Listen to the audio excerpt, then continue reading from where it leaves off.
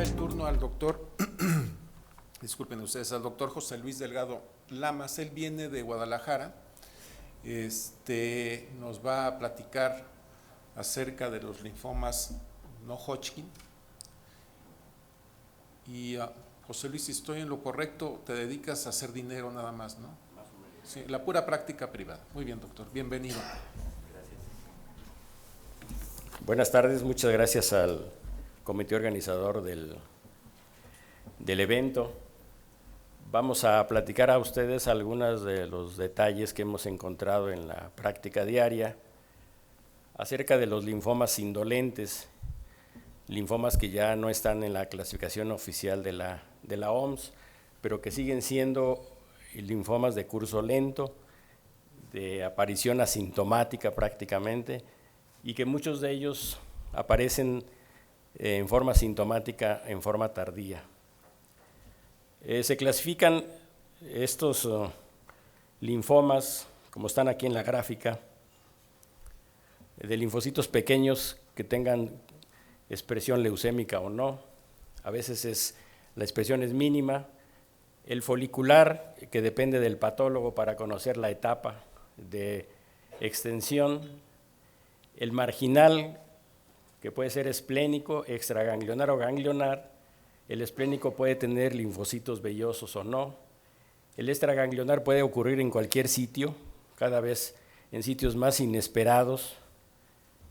El digestivo se conoce como MALT porque es el origen del tejido linfoide de la mucosa, el tiroides, salivales, ovario, próstata, piel, etc.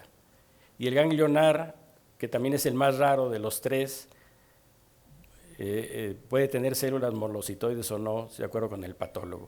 Una variedad de linfoma linfoplasmocítico que se conoció mucho tiempo como inmunocitoma puede tener inmunoglobulina M más o menos de 3 gramos por decilitro. Si tiene más de 3 gramos y tiene síndrome de hiperviscosidad, se conoce como enfermedad de Waldenström. Y finalmente, las células del manto, una enfermedad que también se ha considerado de lenta evolución, pero finalmente resulta una evolución muy agresiva.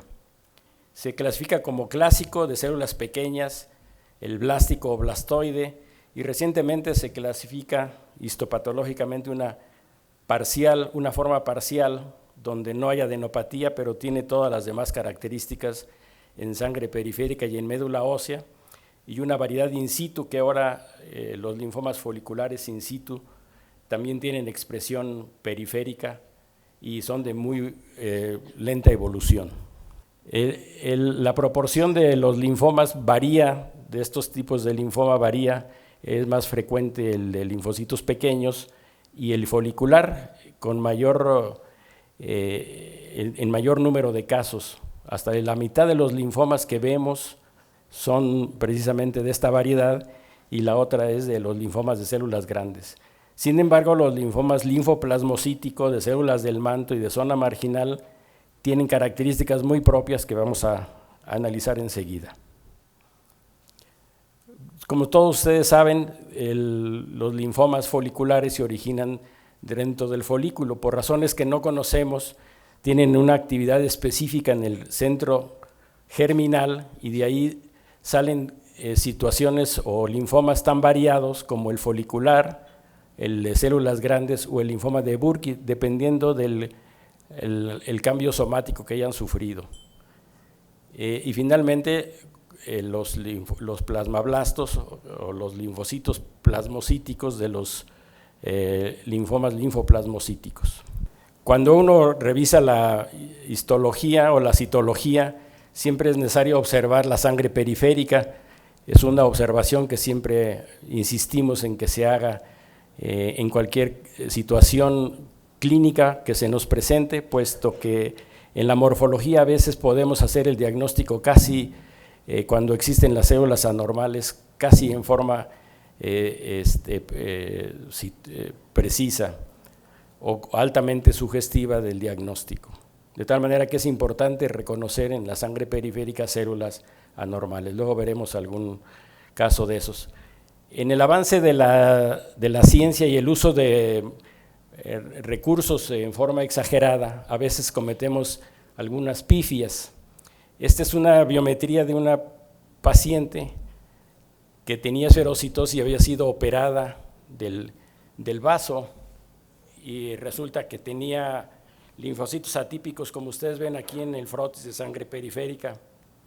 Estos linfocitos atípicos no solamente tenían un nucleolo más o menos aparente, tanto una como la otra, y con linfocitos irregulares, otro linfocito con anormalidades en el citoplasma y un nucleolo más o menos aparente, y los esferocitos de la enfermedad de base que tenía la paciente.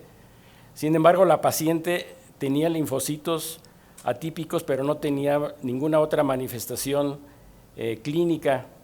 La persona era una muchacha joven con adenopatía cervical en el cuello, de más o menos buen tamaño, dos claviculares izquierdos en axila izquierda y en ambas regiones inguinales, de tal manera que tenía adenopatía generalizada, una biometría casi normal, con algunos linfocitos atípicos y 553,000 plaquetas por la esplenectomía previa. La citometría de flujo mostró una pequeña población de linfocitos T y tenía deshidrogenasa láctica alta con ácido úrico alto, alfa-feto y alfa-hemoglobina, gonadotropina coriónica humana normales. Un estudio de vías biliares porque empezó con dolor abdominal superior derecho. Fue normal. La paciente le hicieron un estudio de PET, y precisamente por estar estudiando el PET, donde demostraron que efectivamente tenía adenopatías generalizadas, no profundizaron más en las anormalidades periféricas de la sangre, en donde estaba el diagnóstico. La biopsia ganglionar mostró distorsión del parénquima con algunos folículos hiperplásicos y linfocitos paracorticales. Sin embargo, el estudio de hibridación con ERP resultó positivo. La paciente tenía una enfermedad de una mononucleosis infecciosa. Pero mire todo hasta dónde podemos llegar si no vemos con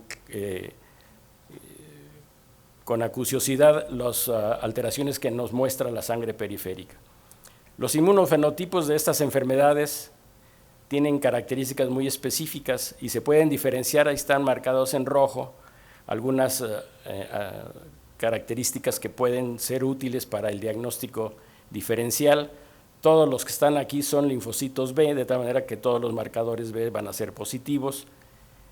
Los marcadores que marcan origen folicular, como el BCL2, también van a ser positivos.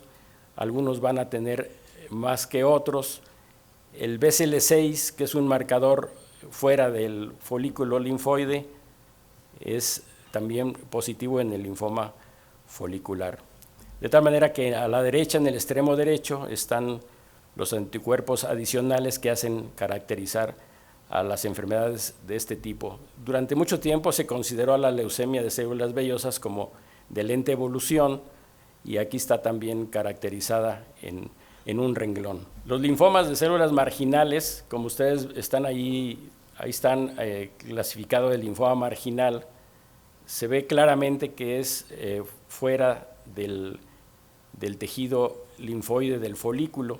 ¿Se acuerdan que el folículo linfoide central tiene dos capas, una que rodea inmediatamente al folículo y otra más extensa? La primera es las células del manto y la más externa es el linfoma marginal.